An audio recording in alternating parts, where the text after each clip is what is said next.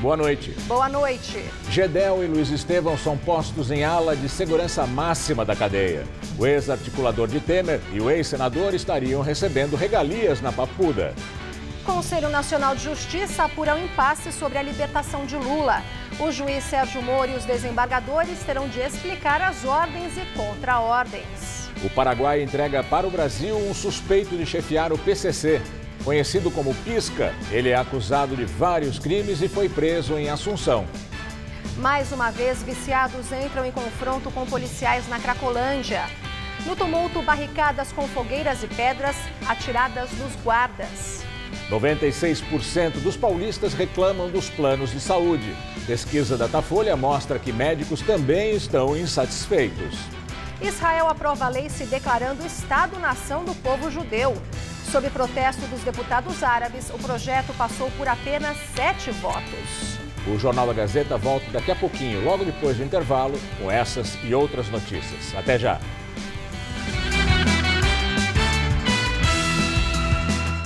Neste domingo, o entrevistado do Hora do Voto é o pré-candidato à presidência da República pelo PSOL, Guilherme Boulos. Hora do Voto, neste domingo, 11 da noite.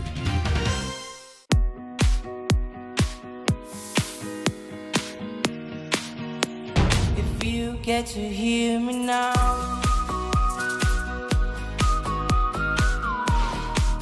Tigo 2, agora com câmbio automático de última geração.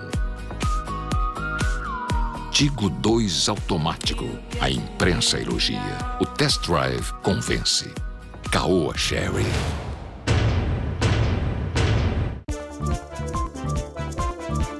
Todas as 54 bibliotecas municipais têm programação cultural nos fins de semana, inclusive nas férias, e o Wi-Fi grátis para todo mundo. Saiba mais no site da Prefeitura. Seu direito de saber é nosso dever. Guarujá Goldens, um novo conceito de empreendimento no litoral. Uma experiência de conforto e bem-estar para a sua família. Vista deslumbrante no melhor do Guarujá. Um resort 6 estrelas para toda a sua vida. Desconto de 15% até 30/4/2018. Guarujá Goldens, para você.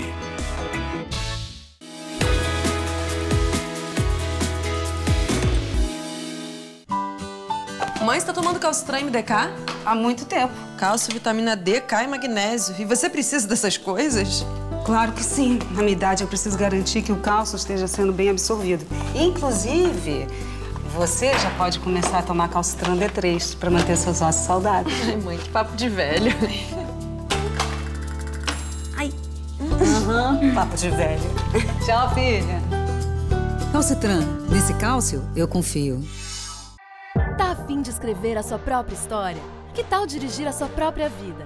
Então corre pra cá, que a sua hora chegou. Bem-vindo ao Universo Casper. Um lugar certo para você pensar, criar e questionar. Na Casper, razão e emoção se unem para fazer diferente, fazer melhor. E você? Aceita o desafio? Tem muita coisa nova te esperando por aqui. Faculdade Casper Líbero. Vestibular 2019. Paixão por comunicação. A todo momento. Em qualquer lugar. As notícias não param. E nós estamos de olho em tudo que é relevante. Para você ficar bem informado. Jornal da Gazeta, edição das 10, de segunda a sexta.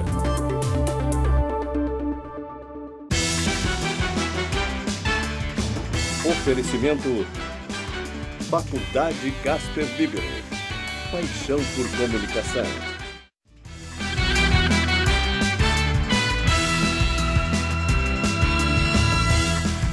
A polícia do Paraguai investiga a relação de um de seus policiais com o chefe do PCC, o primeiro comando da capital, no Paraguai e na Bolívia.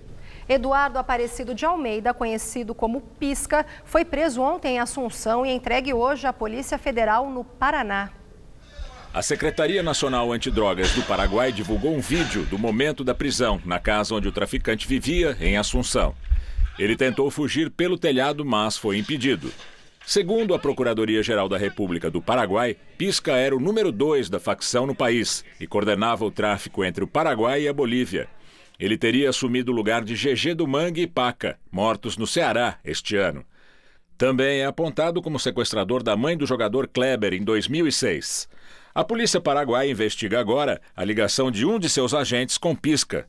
O policial, de 27 anos, seria segurança pessoal do traficante brasileiro e teria cedido seus documentos de identidade para que Pisca pudesse operar dentro do Paraguai, sem levantar suspeitas.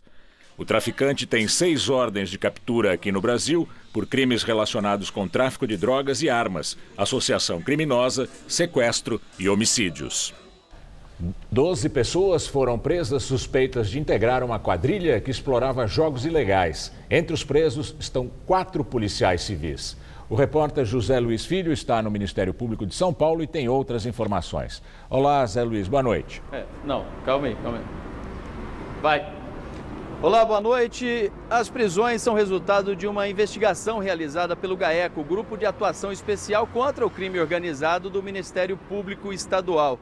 Os mandados de prisão foram cumpridos nas cidades de Mogi das Cruzes, Guarulhos, Itaquaquecetuba e Betioga, no litoral. Além dos 12 presos, também foram apreendidos documentos, celulares, computadores, máquinas caça-níquel, 2 armas e dinheiro. Segundo as investigações, os policiais cobravam ainda propina para liberar a exploração de jogos de azar. Os nomes dos presos não foram divulgados. Ao todo, 11 promotores participaram da operação, que contou ainda com o apoio da Corregedoria da Polícia Civil e de policiais militares. A partir das prisões feitas hoje, os promotores do GAECO querem descobrir se esse grupo lavava dinheiro de outros crimes com os jogos de azar. No início deste ano, 3 oficiais da PM de São Paulo foram presos em uma operação do GAECO, suspeitos dos mesmos crimes que resultaram nas prisões de hoje. Segundo as investigações da época, eles facilitavam o funcionamento de casas de jogos em bairros nobres aqui de São Paulo.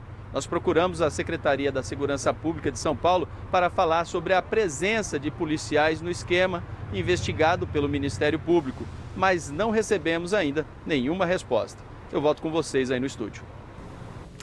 Uma tentativa de limpeza das ruas no entorno da Cracolândia, no centro de São Paulo, terminou em confronto entre a polícia e usuários de droga que vivem na região.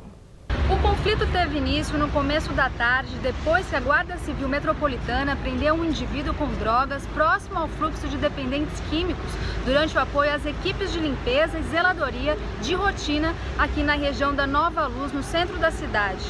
Os dependentes que estavam no local se rebelaram com a ação e jogaram pedras e garrafas nas equipes da GCM. Essa base comunitária, que fica na Praça Júlio Prestes, teve os vidros quebrados. A ação dos guardas foi reforçada com a chegada de várias viaturas da PM e da GCM. Os usuários também fizeram uma barricada e atearam fogo a móveis na Alameda Barão de Piracicaba.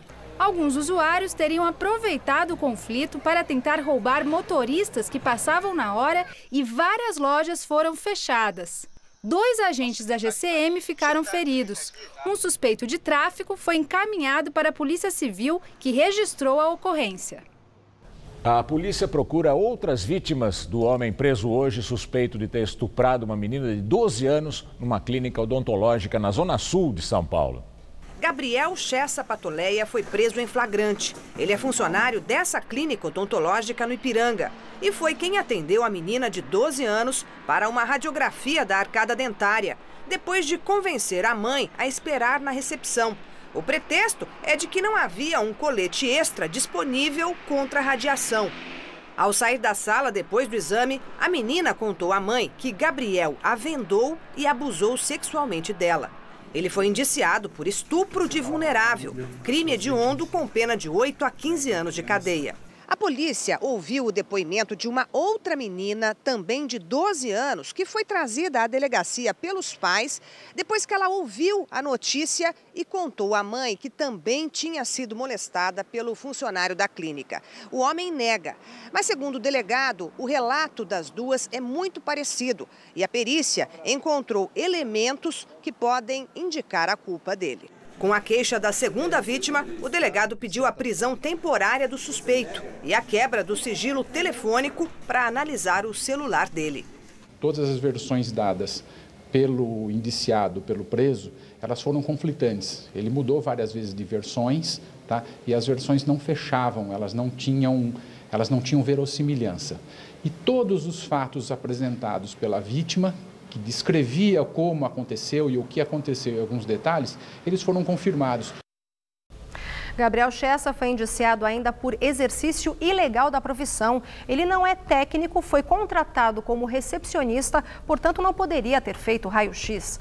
O Conselho Regional de Odontologia disse que vai apurar a conduta da clínica. O Jornal da Gazeta entrou em contato com a clínica, mas não teve retorno até a exibição da matéria.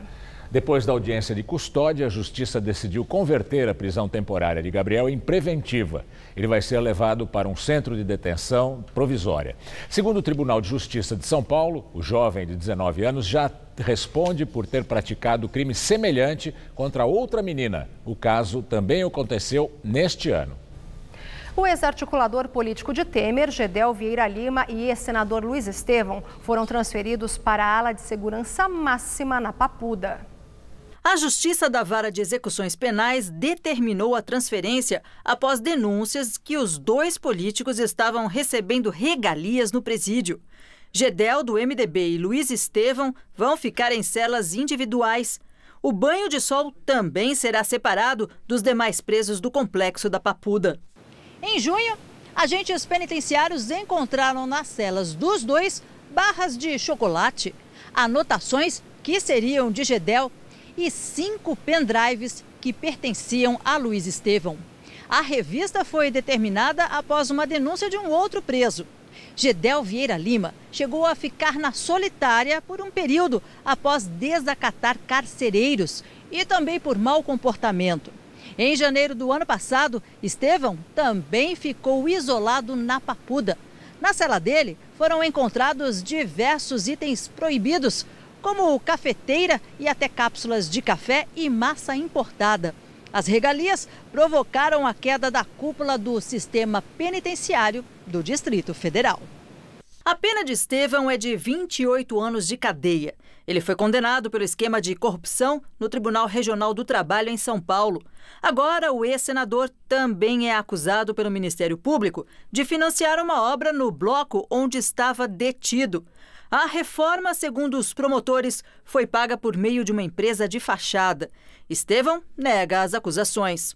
Já Gedel Vieira Lima está preso desde setembro do ano passado, quando a Polícia Federal descobriu o bunker com 51 milhões de reais.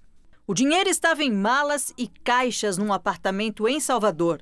No Supremo, ele se tornou réu devido a este caso. Além dele, respondem à ação penal o irmão, o deputado Lúcio Vieira Lima, do MDB, e a mãe dos dois políticos, Marluce. Gedel também é réu no Distrito Federal, acusado de corrupção na Caixa.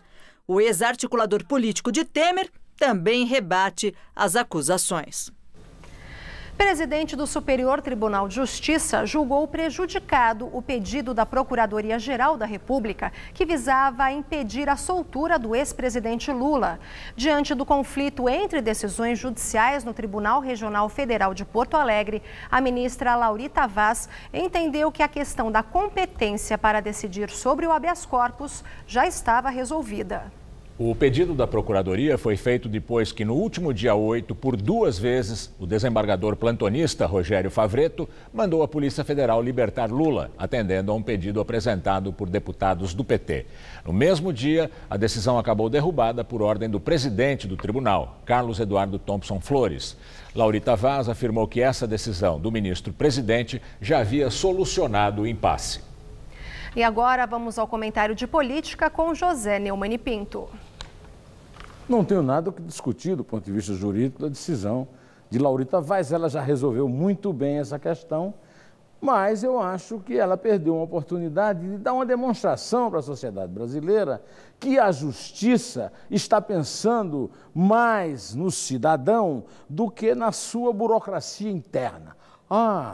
É o seguinte, o habeas corpus pode, mas não pode, foi tudo decidido. Poderia aproveitar para dizer o seguinte: Afinal de contas, o Lula é ou não é candidato à presidência da República? Por que é que tem que esperar o dia 15, que é o prazo da convenção que lançará a candidatura, e os recursos nesse sentido? Porque hoje a justiça, a cúpula da justiça, só trabalha para julgar habeas corpus do Lula. É pelo menos essa impressão que nós temos. Aí o cidadão vai até a eleição em outubro, e em outubro é muito provável que esteja na máquina de votar o retrato de um candidato que não vai ser candidato e a confusão estabelecida na cabeça do eleitor. Por que é que não se abandona logo essa burocracia que não leva a nada, num momento de crise como este, que o país está afundando, que o Brasil está morrendo, e a justiça dá toma uma atitude que seja uma atitude definitiva. Quem pode e quem não pode ser candidato. E é uma coisa simples de decidir. Vale a lei da ficha limpa, que é uma lei de iniciativa popular, que o Congresso aceitou, e que diz que um condenado em segunda instância não pode concorrer a eleições, ou vale a história de que houve precedentes, houve isso, habeas corpus, o partido está esperando um recurso tal ou um recurso que não é tal. Então, o tribunal já decide isso e o cidadão fica informado devidamente de que posição ele tem que tomar numa eleição que é considerada no Brasil como uma espécie de deus ex machina do teatro grego, né? De panaceia brasileira, para não dizer panaceia universal, que o resto do universo não tem nada com isso. Então, a justiça tem se comportado, apenas a presidente do Supremo Tribunal Federal, Carmen Lúcia, virou a Carmen Platitúcia, né? Platitudes e atrás, o cidadão tem o direito à saúde. E aí vota uma questão lá de interesse das agências de saúde e dos planos de saúde. A ministra Laurita Vaz deu uma posição correta a respeito do caso do Lula, mas é o caso agora de o Brasil começar a exigir, antes que o cidadão seja cobrado do resultado da eleição, que pelo menos ele seja informado de quem é e quem não é candidato. Bom, eu volto terça-feira que vem, direto ao assunto. Em Té. Daqui a pouco, Maria Lídia entrevista Eduardo Jorge, ex-candidato à presidência da República pelo PV, sobre eleições. O Ministério da Saúde registrou 839 mortes por gripe no Brasil. No ano passado foram 285 a menos no mesmo período. O Ministério diz que a meta de imunização prioritária foi atingida na campanha. 90% do público-alvo foi vacinado, o que representa 51.400.000 pessoas. Mesmo assim, houve um aumento de quase 200% do número de mortes por gripe, a maioria provocada pelo vírus influenza H1N1. Segundo o Ministério, até o começo desta semana, foram 4.680 casos de infecção contra 1.782 no mesmo período do ano passado. O estado de São Paulo é o mais afetado. Também se registrou baixa prevenção de gestantes e crianças de 6 meses a menores de 5 anos de idade.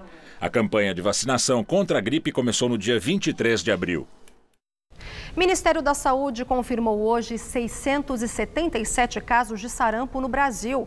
Os estados de Roraima e Amazonas enfrentam um surto da doença, já que o vírus veio da Venezuela, país vizinho. Mas outros 4 estados já confirmaram casos, sendo um em São Paulo. O Rio de Janeiro vem na sequência com 7 casos. Em 2016, o sarampo tinha sido considerado uma doença erradicada do Brasil.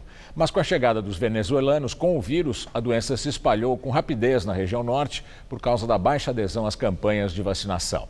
A vacina contra o sarampo está disponível o ano inteiro nas unidades básicas de saúde. Começou a vigorar hoje no Rio de Janeiro a lei que proíbe o uso de canudinhos de plástico em estabelecimentos comerciais como bares e restaurantes. O Rio é a primeira cidade do Brasil a banir o uso de canudos de plástico. No primeiro dia da lei, a Vigilância Sanitária autuou vários estabelecimentos que vão ter até 60 dias para se adequar à nova regra, oferecendo opções menos poluentes, como os canudos de papel ou os reutilizáveis. Passado esse prazo, o comércio pode ser multado em mais de R$ 1.600. O valor sobe para R$ 3.000, podendo chegar a R$ 6.000 se houver reincidência. Em São Paulo, os vereadores também discutem uma proposta parecida para desestimular o uso do canudo de plástico, extremamente poluente. A pauta ainda está em discussão, mas alguns estabelecimentos da cidade já usam canudos de material sustentável. O Conselho Nacional de Justiça intimou o juiz Sérgio Moro e os desembargadores do Tribunal da Lava Jato no caso que envolve o habeas corpus do ex-presidente Lula. O Corregedor Nacional de Justiça, ministro João Otávio de Noronha, intimou o Moro e os desembargadores Rogério Favretto e João Pedro Gebran Neto, do Tribunal Regional Federal da 4ª Região em Porto Alegre. O caso envolve a batalha jurídica em torno do habeas corpus de Lula. Os juízes são alvos de reclamações disciplinares no CNJ. Eles terão 15 dias para prestar informações. O procedimento ocorre em sigilo no Conselho Nacional de Justiça. No domingo, dia 8, Favretto mandou soltar o ex-presidente. O juiz Sérgio Moro foi contra e ordenou que a Polícia Federal não cumprisse a ordem de Favretto até uma decisão do relator da Lava Jato no TRF. Gebran Neto concordou com Moro e mandou que Lula não fosse libertado. Rogério Favretto discordou e, em uma nova decisão, mandou a Polícia Federal colocar em liberdade o petista. A confusão jurídica só foi resolvida após a intervenção do presidente do tribunal. Thompson Flores determinou que valeria a decisão de Gebran e não a de Favretto. Com isto, Lula foi mantido preso. Em entrevista à televisão portuguesa, o presidente Temer diz que vai participar, na medida do possível, da campanha eleitoral. Temer deu entrevista à rede RTP em Cabo Verde, onde participou da cúpula da Comunidade dos Países de Língua Portuguesa. O presidente reafirmou que não é candidato. Eu não vou ser candidato não serei candidato à reeleição. O MDB, partido de Temer, deve lançar o ex-ministro da Fazenda, Henrique Meirelles. Na entrevista, Temer disse que vai participar da campanha na medida do possível para não atrapalhar a relação com a base governista no Congresso. Na medida do possível, participarei da campanha eleitoral por uma razão singela. É que eu tenho uma equação congressual que reúne mais ou menos uns 20 partidos que apoiam e apoiaram o governo. E eu sei que nas localidades, especialmente na eleição para os governantes locais, para deputados federais, deputados estaduais, senadores, haverá uma divergência. E nesta divergência eu preciso tomar muito cuidado. O presidente nacional do DEM e integrante do Centrão, ACM Neto, veio a São Paulo hoje para se reunir com o ex-governador e pré-candidato à presidência da República, Geraldo Alckmin, do PSDB. Mais cedo, Alckmin desmarcou compromissos no interior de Minas Gerais e permaneceu na capital paulista. Líderes do Centrão têm dito nos últimos dias, reservadamente, que uma aliança com o PSDB tem uma ligeira preferência do bloco, hoje formado pelo DEM, PP, PR, PRB e Solidariedade. Até a semana passada, antes da adesão do PR, Ciro Gomes, do PDT, tinha mais força. O Centrão divulgou nota hoje adiando para a semana que vem a definição do apoio ou não a Alckmin ou Ciro. E agora o comentário de Josias de Souza, direto de Brasília. Desde que a Lava Jato estilhaçou lideranças e partidos, o noticiário político migrou da editoria de política para a de polícia. A costura das coligações para 2018 exige um novo arranjo. O melhor lugar para veicular as notícias sobre sucessão presidencial é, no momento, a seção de Economia e Negócios. Valdemares, Jeffersons e outros azares, que já passaram ainda passarão pela cadeia, negociam com os candidatos como se fossem executivos de empresas falidas que ainda detêm um espólio valioso no mercado eleitoral. Tempo de propaganda no rádio e na TV. O Centrão farejou no mercado uma oportunidade de negócios. O grupo reuniu no mesmo cesto todo o tempo de que dispõe no horário eleitoral e encostou seus interesses inconfessáveis nos projetos de Geraldo Alckmin e Ciro Gomes. Com ares de quem brinca de cubos, os candidatos negociam suas alianças com os mesmos métodos que deram na Lava Jato. Logo, logo, o lema da bandeira, ordem e progresso, será substituído por negócio é negócio. Boa noite. Defesa de Laurence Casagrande Lourenço, ex-secretário do governo Alckmin do PSDB, teve pedido de habeas corpus indeferido pela presidente do Superior Tribunal de Justiça.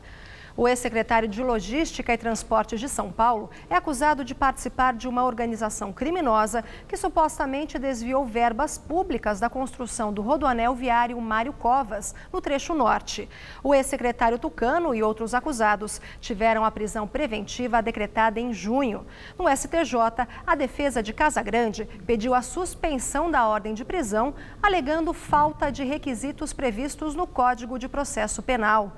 Ao analisar o pedido, a presidente do Superior Tribunal de Justiça, ministra Laurita Vaz, não constatou a ilegalidade e indeferiu a liminar. Segundo ela, em liberdade, Laurence poderia usar de influência política e econômica para coagir testemunhas. A defesa de Laurence ainda não se manifestou. O Ministério Público quer que o ex-prefeito de São Paulo, Fernando Haddad, do PT, pague R$ 2.600.000 por reparação de danos. A proposta foi feita numa audiência na Justiça Eleitoral. O petista é acusado pelo MP de Caixa 2 em 2012. Caso Haddad aceite, o processo contra ele pode ser suspenso se o juiz homologar o acordo. A Justiça deu 10 dias para Haddad e os demais acusados se defenderem. Segundo o Ministério Público, a campanha do ex-prefeito usou notas fiscais inidôneas para prestar contas. De acordo com a denúncia, 3 milhões de reais teriam sido negociados com o empresário Ricardo Pessoa, dono da UTC Engenharia. O pedido do repasse teria sido feito pelo então tesoureiro do PT, João Vacari, preso na Lava Jato. O montante depois teria sido repactuado para R$ 2.600.000. Além de Haddad e Vacari, também foram denunciados o ex-vereador Chico Macena e os donos das gráficas Francisco Carlos de Souza e Ronaldo Cândido. Todos negam as acusações. Tribunal Federal de Miami, no estado americano da Flórida, condena Frederick Barbieri, conhecido como Senhor das Armas, a 12 anos e 8 meses de prisão por tráfico internacional de armas. A Justiça americana também determinou o confisco de 9.600.000 dólares de Barbieri. Segundo o procurador, o traficante atuou entre 2013 e 2018, enviando pacotes com armas de numeração raspada, acessórios e munição dos Estados Unidos para o Brasil.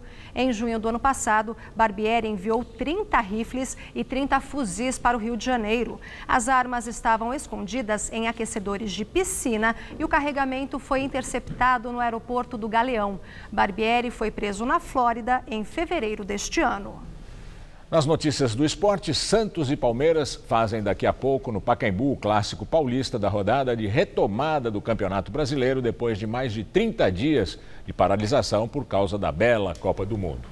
E nos jogos de ontem à noite, São Paulo e Corinthians reestrearam com vitória no campeonato, derrotando times cariocas. Veja os gols. Flamengo e São Paulo se enfrentaram no Maracanã e logo no comecinho do segundo tempo, Rojas cruzou da direita e o ex-flamenguista Everton completou de cabeça. O resultado de 1-0 deixou o São Paulo a apenas 1 ponto do líder Flamengo na retomada do campeonato. O Corinthians recebeu o Botafogo na Arena Itaquera e Rodriguinho abriu o placar com esse golaço de fora da área logo aos 2 minutos de jogo. No segundo tempo, Romero recebeu o passe de Fagner na direita e chutou cruzado e fechou o placar. Corinthians 2, Botafogo 1. Corinthians e São Paulo se enfrentam no sábado à noite no Morumbi. Eu acho que o espírito que nós colocamos em campo hoje, vendo muitos dos lances em que o Botafogo tentou as finalizações nas segundas bolas, nós nos atirando, os jogadores evitando que essa bola chegasse até a meta do Cássio, é o espírito que a torcida vai ver em todos os jogos pelo Corinthians. Um time muito competitivo, muito combativo, muito aguerrido, mas é claro que a gente tem coisas a evoluir. A vitória do Corinthians foi de 2-0 e não 2-1, como eu disse no off. Apesar da atuação apagada na Copa do Mundo da Rússia, o goleiro da seleção brasileira Alisson Becker, que estava no Roma da Itália, se tornou hoje o goleiro mais caro da história do futebol. Alisson foi vendido para o Liverpool da Inglaterra pelo valor de 75 milhões de euros, mais ou menos 335 milhões de reais. O contrato dele é válido pelos próximos 5 anos e a transação é a maior para um goleiro na história do futebol, superando a compra de Gianluigi Buffon pela Juventus em 2001 por 54 milhões de euros. Alisson passou nos exames médicos no centro de treinamento do Liverpool e deve ser anunciado pelos ingleses nas próximas horas. A Roma já admitiu a saída do goleiro e agradeceu a Alisson pelas redes sociais, desejando boa sorte para o brasileiro no futebol inglês. Uma pesquisa revelou que quase 100% dos usuários de planos de saúde no estado de São Paulo tiveram problemas para ter acesso aos serviços. Um outro levantamento encomendado pela Associação Paulista de Medicina ouviu também os médicos sobre os serviços das operadoras e do SUS. O resultado: sobraram reclamações. Seu Cosme tinha plano de saúde, mas a idade foi chegando e o valor da mensalidade ficou muito alto. Quando as pessoas mais precisam, é como ela é tirada, que ela não consegue pagar. Mas quem pode pagar também não está tão satisfeito. Duas pesquisas feitas entre abril e julho deste ano mostram que 96% dos usuários relataram problemas para usar os planos de saúde nos últimos 2 anos. Foram ouvidos 836 pacientes e 615 médicos. A margem de erro da pesquisa é de 3 pontos percentuais. A principal reclamação dos pacientes está no serviço de pronto atendimento, citado por 82% dos entrevistados, que se queixam dos hospitais lotados. Em seguida, vem a dificuldade para agendar consultas, uma reclamação de 76% dos beneficiários. Estou marcando um médico e eu consegui a agenda só para agosto, para daqui a 30 dias. E o que a gente enfrenta também? Que nos planos de saúde, aqueles melhores médicos que a gente já conhece há tempos e tal, de repente eles saem do plano de saúde e começam a atender só particular. Um outro dado da pesquisa que chamou a atenção da Associação Paulista de Medicina é que 3 em cada 10 entrevistados que têm plano de saúde buscaram atendimento nos últimos 2 anos no SUS ou pagaram uma consulta particular por falta de opção no convênio. Uma situação que sobrecarrega ainda mais o serviço público, que já anda lotado. Só quero saber do dinheiro. Porque minha mãe tem plano, mas ela é socorrida pelo SUS. É preciso que a Agência Nacional de Saúde efetivamente tome as providências para que a rede de atendimento seja dimensionada de acordo com o número de usuários. Isso é importantíssimo para que as pessoas não tenham dificuldade de acesso. E é preciso que os médicos não sejam tolhidos na sua autonomia, na sua liberdade profissional. 9 em cada 10 declararam que há interferência dos planos de saúde na autonomia dos profissionais. Eles reclamam ainda da dificuldade para prescrever medicamentos de alto custo para conseguir internar um paciente e na restrição na hora de pedir exames. 60% dos médicos entrevistados trabalham no SUS. 64% dos médicos disseram também ter sofrido algum tipo de agressão durante o trabalho, sendo que 12% afirmam que já foram vítimas de agressão física, como tapas, chutes e socos.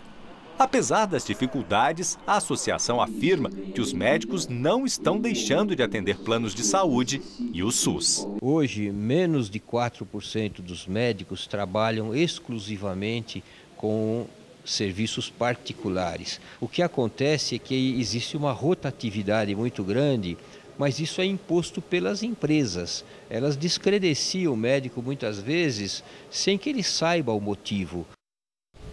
Em nota, a ANS, a Agência Nacional de Saúde Suplementar, afirma que recebeu 90 mil queixas de usuários de planos de saúde no ano passado e que 90% foram resolvidas com a ajuda da agência.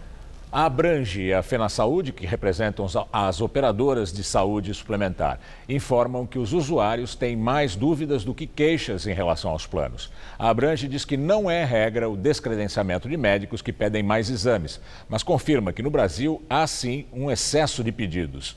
O Ministério da Saúde informa que o Brasil conta com um dos maiores sistemas de saúde pública do mundo, que beneficia mais de 160 milhões de brasileiros, mas reconhece que é preciso melhorar. E agora vamos ao comentário de economia com Denise Campos de Toledo. Dos planos mais básicos aos mais caros, é muito difícil achar alguém que não tenha mesmo algum problema. Já há um conflito de início, que é a diferença entre os valores pagos pelos planos e o quanto se cobra no atendimento particular. Daí vem a demora na marcação de exames e consultas através dos planos, a dificuldade para a cobertura de determinados tratamentos, sendo que os custos médicos, até pelas constantes inovações, sobem muito. o que cria disparidades maiores, mesmo com os planos tendo reajustes sempre bem acima da inflação. Se isso acontece com os convênios, no atendimento público é ainda pior, porque se lida com valores mais baixos, falta de equipamentos, de mão de obra, mas como vimos em alguns casos, esse atendimento público, mesmo com toda a precariedade, ainda pode ser melhor que dos planos. Um caminho mais saudável para todo o sistema seria o atendimento preventivo, que poderia reduzir muito a demanda por serviços médicos. Agora mesmo nós estamos acompanhando a preocupação toda das autoridades do setor com a volta de doenças como sarampo e poliomielite. Isso vem do descuido com relação à vacinação. Pode até haver posições contrárias, gente questionando os efeitos de vacinas, mas quando se tem uma campanha eficiente, se consegue bons resultados. Tudo isso é muito consequência do desmonte político dos últimos anos. Não é só falta de recursos, são governos focados em outras preocupações, inclusive a própria sobrevivência. Também tem desvio de finalidade, corrupção, ineficiência. Alguns planos têm focado mais na prevenção, para evitar tratamentos mais caros e complicados. Mas é preciso cuidado, por outro lado, com propostas como a que foi suspensa pela ministra Carmen Lúcia, do STF, de planos em que os consumidores tenham de arcar com parte das despesas em troca de mensalidades menores. É um atrativo que pode custar caro. Tudo bem se as regras forem muito bem explicadas. Não se pode chegar ao extremo, como a ministra colocou, de que saúde não é mercadoria, a vida não é negócio. Porque para os planos, o atendimento é um negócio sim, que tem de dar lucro. Mas também não se pode esquecer que quem tem um plano conta com a garantia de atendimento quando precisar. E isso está faltando. Boa noite. A Volkswagen anunciou hoje férias coletivas a partir de agosto para cerca de 1.000 funcionários da sua maior fábrica, a de São Bernardo do Campo, no ABC Paulista. A decisão foi provocada pela queda das exportações para a Argentina, sua maior compradora, e também das vendas aqui no Brasil, principalmente após a paralisação dos caminhoneiros em maio. O índice de confiança dos empresários do comércio atingiu o nível mais baixo desde agosto de 2017. Segundo o indicador da Confederação Nacional do Comércio de Bens, a queda na passagem de junho para julho foi de 4,3%. A pesquisa informou que para 70% dos empresários do comércio entrevistados, houve piora no cenário econômico em julho. E o otimismo da indústria continua baixo, de acordo com a Confederação Nacional da Indústria. A confiança dos empresários do setor subiu 0,6 ponto percentual em julho, mas longe de reverter a queda recorde de 5,9 pontos registrada em junho, em decorrência da greve dos caminhoneiros. O Parlamento de Israel aprovou hoje uma lei que define o país como Estado-nação do povo judeu. O texto determina que os assentamentos judeus, considerados ilegais por muitos países, são de interesse nacional. Determina também que essas ocupações recebam medidas especiais para promover, avançar e servir aos judeus que ocupam essas áreas. Alguns críticos alegam que o novo texto pode ser interpretado como discriminatório na distribuição de recursos para os árabes, que são tratados como cidadãos de segunda classe. A partir de agora, o hebraico é a única língua oficial israelense, o que eliminou o árabe como segunda língua. O primeiro-ministro direitista Benjamin Netanyahu comemorou a nova lei, afirmando que foi um momento decisivo na história de Israel. A oposição afirmou que a lei é contra as minorias árabes, como os palestinos, que moram em Israel e são quase 20% da população. A revista americana Time traz na capa da última edição uma fusão dos rostos dos presidentes Donald Trump e o russo Vladimir Putin. A capa é uma referência à reportagem A Crise da Cúpula, sobre a reunião dos dois presidentes na Finlândia. A participação de Trump foi criticada pela imprensa, opositores e aliados e considerada um fiasco. A Time afirma que, ao dizer que confiava na palavra de Putin de que os russos não intervieram nas eleições presidenciais de 2016, Trump ignorou sua função de preservar, proteger e defender a Constituição. O presidente continua se contradizendo quando o assunto são as relações americanas com os russos. Perguntado diretamente por repórteres se a Rússia continuava a ameaçar os Estados Unidos, o republicano respondeu que não. Horas mais tarde, a Casa Branca afirmou que o presidente estava respondendo a uma outra pergunta e que os Estados Unidos ainda acreditam que a ameaça exista. O inverno de São Paulo continua muito esquisito, com bastante calor à tarde. Pois é, mas o que preocupa, Gamberini, é a falta de chuva, que piora a qualidade do ar. Vamos ver então com Mariana Armentano até quando essa secura permanece?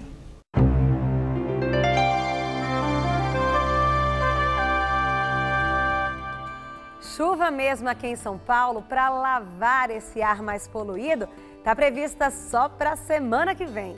Por enquanto, o tempo segue seco na maior parte do país. A mudança é que amanhã uma frente fria associada a um sistema de baixa pressão avança sobre o sul e há risco de temporais, principalmente no Rio Grande do Sul. Esse sistema aumenta a nebulosidade e a umidade também no centro-oeste do Brasil, mas não chega a provocar chuvas não. E eu já adianto que no final de semana, essa frente fria pode provocar uma chuvinha fraca e queda de temperatura entre o litoral paulista e fluminense. Vamos ver como ficam as temperaturas nessa sexta-feira? Na capital gaúcha, máxima na casa dos 28 graus, com risco de chuvas fortes amanhã.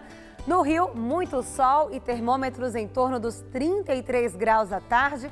Em Campo Grande, máxima de 30 e em Aracaju, calor em torno dos 29 graus, com uma chuvinha rápida só para refrescar. Para o estado de São Paulo, seguimos sem mudanças no tempo por enquanto. O ar seco continua afastando as chuvas e as temperaturas à tarde chegam a ultrapassar a marca dos 30 graus em várias cidades do interior paulista. Chega a fazer até 33 em Presidente Bernardes e em Votuporanga, 32 nas cidades de São José do Rio Preto e Araraquara e mais ao leste, 31 graus em Campinas e também em Sorocaba. E a capital paulista não escapa desse calorão em pleno inverno não, viu? Olha só, nessa madrugada teremos mínima de 14 e máxima amanhã à tarde batendo na casa dos 30 graus por aqui. Aí no sábado os termômetros devem ficar entre 16 e 28 graus, ainda bem quente. Mas no domingo o tempo muda, a gente pega de volta o casaco para enfrentar um friozinho de 14 graus na madrugada e de 22 à tarde. E o tempo seco e a falta de chuvas fizeram com que o nível do sistema Cantareira, principal manancial de São Paulo, voltasse a cair. Atualmente, o Cantareira abastece cerca de 7 milhões de pessoas na capital e na Grande São Paulo. No auge da crise hídrica em 2015, o manancial chegou a operar com 10% de sua capacidade. Agora está com 41%. No entanto, moradores da Zona Norte já reclamam da falta de água durante a madrugada. Não chove há exatos 33 dias na capital paulista, situação que só deve mudar a partir do fim do mês. Amanhã, a baixa umidade do ar pode resultar no dia mais seco do ano. Segundo a meteorologia, o índice deve ficar abaixo dos 20%, o que já é considerado estado de alerta. O recorde de secura do ano foi registrado em 13 de julho, quando atingiu o nível de 17%. Empresas e lojas que usam suas fachadas e vitrines expostas para a rua têm desrespeitado a Lei Cidade Limpa aqui na cidade de São Paulo. Aqui na Avenida Paulista é muito fácil ver exemplos de painéis de LED usados de forma irregular. Mesmo à luz do dia, o brilho e o colorido deles chamam a atenção. Diferentemente dos tradicionais outdoors, os painéis de LED não são estáticos. Funcionam como telas gigantes de TV com muito movimento. Difícil não atrair o olhar de quem passa. Tá ali na parede, tá ali em cima, chama atenção. Apesar do movimento e tudo mais, você dá até uma olhada. É exatamente essa a intenção de quem usa o recurso para fazer propaganda. Mas para a Comissão de Proteção à Paisagem Urbana da Prefeitura, quem utiliza painéis de LED como este para divulgar marcas, produtos e promoções que não sejam da loja ou da empresa que funciona no prédio onde o painel está instalado, está infringindo a Lei Cidade Limpa. Regina Monteiro é presidente da Comissão de Proteção à Paisagem Urbana da Prefeitura. Ela explica que mesmo instalado 1 metro ou mais para dentro do prédio, o uso dos painéis de LED, como está sendo feito por algumas empresas, é irregular. Não interessa se está para dentro ou está para fora. Se não está em mobiliário urbano e não foi objeto de uma lei específica, está irregular. E se eu estou vendo, está irregular. Aqui só se a gente não estivesse vendo da rua. Então vira totalmente para dentro, inclusive já tem um tipo de publicidade que é a mídia indoor. Mas no caso de lojas que usam estes painéis para exibirem marcas próprias e produtos vendidos por elas, a Prefeitura ainda não definiu como agir. O tema será debatido em breve pela Comissão de Proteção à Paisagem Urbana. A gente vai fazer uma nova proposta e agora no próximo 14 de agosto vai para a comissão para a gente aprovar uma resolução. Em vigor desde 2006, a Lei Cidade Limpa restringiu a publicidade em outdoors, painéis eletrônicos e fachadas de lojas na capital paulista, o que mudou significativamente a paisagem da cidade. A fiscalização é feita pelas prefeituras regionais. Neste ano, só no primeiro semestre, foram feitas 590 autuações, mais que o dobro das multas aplicadas no mesmo período de 2017. A multa para quem não obedece à lei é de R$10 mil, mais R$1.000 por metro quadrado de fachada irregular, e a punição é dada a todos os envolvidos. É para o dono do imóvel, para quem está fazendo a publicidade e para quem tem o equipamento da publicidade. Todos são corresponsáveis. Domingo, às 11 da noite, o programa Hora do Voto recebe Guilherme Boulos, pré-candidato à presidência da República pelo PSOL. O programa é ancorado por Maria Lídia Flandoli, com a participação da comentarista de economia Denise Campos de Toledo. Tribunal Regional Federal da 4ª Região mantém a condenação em segunda instância do ex-presidente da empresa Galvão Engenharia, Dario Queiroz Galvão Filho. Ele foi condenado a 20 anos e 6 meses por lavagem de dinheiro, corrupção ativa e formação de quadrilha. A execução da pena só vai acontecer depois dos julgamentos dos embargos de declaração. Principal dirigente e um dos sócios da empreiteira, Queiroz Galvão Filho, foi preso em março de 2015. Por decisão do Supremo, foi autorizado a cumprir a pena em casa. A Galvão Engenharia é uma das empreiteiras investigadas pela Lava Jato no esquema de corrupção da Petrobras. A definição do cenário eleitoral na entrevista do dia com Maria Lídia Flandoli. Nosso entrevistado é o médico Eduardo Jorge, que já foi deputado constituinte, deputado federal por 5 mandatos, secretário municipal da Saúde e do Meio Ambiente na capital paulista por 2 gestões e também foi candidato à presidência da República nas eleições de 2014. Obrigada, Eduardo Jorge. Boa noite, Maria Lídia. Bom, Eduardo Jorge, você é um político muito experiente, com atuação, como eu falei, no Legislativo, também no Executivo. Já foi candidato à presidência da República. Agora, você disse que o Brasil é uma jovem democracia que sofre de uma doença crônica. Que doença é essa? Esse aspecto, aliás, são várias doenças, mas uma que eu estava me referindo a esse que eu coloquei no meu Facebook, que você deve ter visto lá, obrigado. Sim. É uma das doenças. É a doença da macrocefalia de Brasília. Eu fui constituinte, como você falou, e nós lá, tanto os setores mais à esquerda como os setores mais à direita, queríamos uma Constituição que fosse descentralizadora, que desse mais poder para os municípios, para os estados. E a gente até achava que a gente estava fazendo isso. Agora, passado esse tempo da jovem democracia, quando nós saímos da ditadura militar para cá, o que é que eu constato estudando o que acontece no Brasil? É que o cachimbo entortou a nossa boca lá atrás. Comparando a Constituição Democrática de 88 e 87 com a Constituição da própria ditadura, a gente manteve todas as atribuições de Brasília e ainda deu outras para ela, deixando os estados e os municípios numa situação de mendigos perante Brasília, que pode tudo. E isso é grave. Por que isso é grave? Por que isso é uma doença grave no federalismo, na democracia?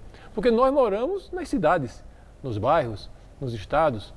E é aqui que eu, cidadão, podia participar mais, cobrar mais, fiscalizar, conversar com os políticos que eu elejo, o vereador, o deputado, os secretários, os prefeitos. Mas eles não podem resolver as coisas. Então, o cidadão brasileiro hoje, de São Paulo, de Recife, de Porto Alegre, de Ribeirão Preto, de Santos, ele fica quase como uma situação bipolar. Ele é revoltado e omisso. Omisso? Omisso. Mas omisso cidadão. Como? Se ainda ecoa o eco do clamor das ruas. Não, mas porque ele não tem como participar. Porque lá onde o poder é próximo dele, que é a cidade e o estado, eles estão esvaziados politicamente. Tudo ali em Brasília. Então é difícil para o cidadão que mora aqui em Itaquera, que mora em Ribeirão Preto, se mobilizar para cobrar lá em Brasília, centralizado. Portanto, como que pode ser modificado esse centralismo do poder? Eu acho que tem que haver uma reforma na Constituição para reorganizar isso, para dividir melhor o poder entre a federação, municípios, estados e União. Não pode continuar esse imperialismo de Brasília. A gente não elege um presidente, A gente elege uma espécie de um reizinho de 4 em 4 anos. Portanto, essa é uma questão muito importante, porque se eu, cidadão, posso acompanhar e participar mais diretamente, eu me interesso pela política, eu acompanho a política. Hoje a coisa é longe, é em Brasília, é distante, né? Essa é uma das questões graves na jovem democracia brasileira. Precisa um novo federalismo. Não é possível que um estado como São Paulo, como Rio Grande do Sul, como Pernambuco, como Bahia, estados tradicionais da política brasileira, continuem de joelhos perante Brasília. Bom, agora, esse é ano eleitoral, é a possibilidade do cidadão dizer o que quer em função do que espera. E terminada a Copa, os partidos já estão se movimentando para a definição das candidaturas e também para a formação das alianças. E você acredita que nós vamos ter um segundo turno nessa eleição de 2018, com a polarização dos extremos, como se tem falado muito, que possivelmente tenhamos um Bolsonaro e um representante de uma frente de esquerda? Será isso? É essa a previsão para o segundo turno da eleição? Desde janeiro, de fevereiro, março, abril, maio e junho, que esses finalistas do segundo turno é uma espécie de finalistas, uma espécie de França e Croácia, né? São esses, são os dois extremos. Um Bolsonaro de um lado, com suas posições ou não experiência, e do outro lado o Lula, que continua sendo o sol da galáxia vermelha aqui no Brasil e não dá espaço mais para ninguém. Quer dizer, um partido importante como o PT hoje, para fazer qualquer passo tem que pedir permissão a ele. Ele diz sim, ele diz não. E além do que, ele impede que a esquerda, que existe em todas as democracias, que cometeu erros graves, mas fez coisas importantes na jovem democracia brasileira, faça sua autocrítica, se recrie, se recicle. Mas é o Lula que impede ou é o PT que, numa espécie de tributo a Lula, insiste na candidatura dele? O PT hoje é dependente de Lula. É totalmente diferente do que ele era no começo, quando existia uma democracia para valer, que se votava, e o Lula várias vezes foi derrotado, fui da direção 20 anos. Hoje não. Hoje o PT é totalmente dependente dessa hegemonia lulista e ele faz questão de manter isso. Por isso, entender, está faltando grandeza a Lula em manter essa situação? Ele quer se manter como o chefe incontestável do PT e da esquerda do Brasil. E por isso ele impede, inclusive, a reciclagem e a renovação que o Partido dos Trabalhadores precisaria fazer para continuar, para corrigir os erros que cometeu, que foram erros graves, fez coisas boas, mas teve erros gravíssimos, e corrigindo, se reciclando, continuar contribuindo na democracia do Brasil. O Lula impede isso. Ele impede que o Partido dos Trabalhadores se renove. Então, esse finalista que você falou, Bolsonaro e Lula, hoje continua sendo isso. Por isso que é gravíssima essa situação eleitoral. Porque as outras forças políticas, mais de centro-esquerda, de centro mais democrática, estão totalmente pulverizados entre um e outro. Mas aí, em função dessa pulverização... Tem 10 candidatos, cada um querendo se... todos são legítimos, têm direito de ser candidatos, mas eles precisam saber que existe aritmética na eleição. Na verdade, eles estão contribuindo com essa pulverização da centro-esquerda até a centro-direita mais democrática, com quem? Com Bolsonaro e com Lula. Sim. E que, aliás, Bolsonaro e Lula são cabos eleitorais mútuos, porque eles, Bolsonaro e Lula, o seu ungido, né, porque o Lula é inelegível, mas ele vai levar até o fim essa história de que ele é candidato e vai, na véspera do jogo, indicar um homem ou uma mulher para o substituir. Quem vai levar os votos dele, porque ele tem voto mesmo, né? Bom, eles querem, o Lula e o Bolsonaro, obrigar você a decidir nesse segundo turno. O Lula e o Bolsonaro estão juntos nesse jogo para obrigar você a decidir. Esse é a questão, é o ambiente de terror que a gente vive. Mas espera aí, Eduardo Jorge. E os outros candidatos não acordam para isso. Bom, mas vocês estão se mobilizando. Eu sei que você está participando de toda uma ação, uma articulação para a união de partidos do chamado Centro Democrático Reformista, no sentido de se unirem em torno de um candidato com chance de vitória que os represente para acabar com a tal polarização. E com essa possibilidade de, ao final, os finalistas, né, que representem os extremos. Hoje nós tivemos aí informação que parece que essa movimentação está andando. No seu entender, está andando em direção a quê? Bom, primeiro você vê, Ou a quem? Eu fui candidato em 14 pelo Partido Verde. Muita gente do PV e pessoas no Facebook dizem: Eduardo, seja candidato de novo, eu quero votar em você. Da outra vez eu não votei porque votei útil na Dilma, na Marina e no Aécio, mas dessa vez eu voto, mas seja candidato. Eu digo para eles, eu não posso ser candidato dessa vez, porque cada eleição tem uma história. A presidência, a presidente, você tá né? falando. Sim. Eu não vou ser candidato a presidente, cada eleição tem uma história. Se eu fosse candidato a presidente agora, eu ia pulverizar ainda mais esse voto democrático, popular e ambientalista que eu quero unir. Eu não posso ser candidato. Eu vou ser candidato a deputado estadual, mas isso sim, posso ser candidato que eu quero ajudar.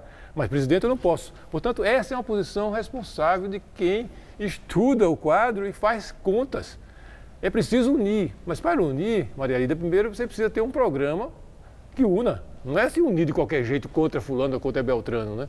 Tem que construir um programa que seja ambientalmente responsável, que seja reformista do ponto de vista econômico, que o Brasil precisa fazer reformas importantes para se inserir na economia mundial. Precisa ter um programa popular, porque as famílias estão em condição de dificuldade no Brasil. Então tem que ter um programa e tem que ter cabeça, sensatez e humildade. Tem que ter grandeza, por exemplo, que o Franco Montoro teve na saída da ditadura militar. Você lembra, né?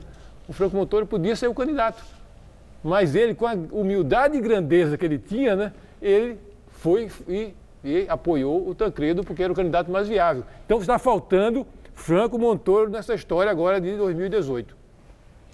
Esse centrão, esse centro democrático, reformista... Não vou falar centrão. Não fale no centrão, não quero falar. Isso é outra coisa, isso é partido que vende voto, né? Foi corrigido. E vende tempo. Ele está se movendo na direção de quem? De Geraldo Alckmin? Para encerrar, não acabou nosso tempo. Tem muitos candidatos, todos são legítimos, mas eu acho hoje que os dois candidatos que têm força para chegar e disputar e derrotar o Bolsonaro no primeiro turno e enfrentar as forças do Lula no segundo, são dois.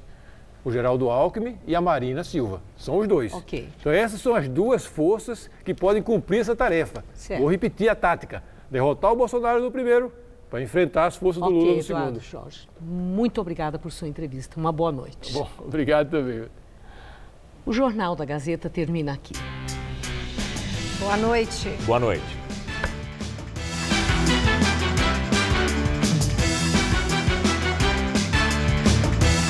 Neste domingo, 11 da noite, em hora do voto, Maria Lídia entrevista o pré-candidato à presidência da República pelo PSOL, Guilherme Boulos.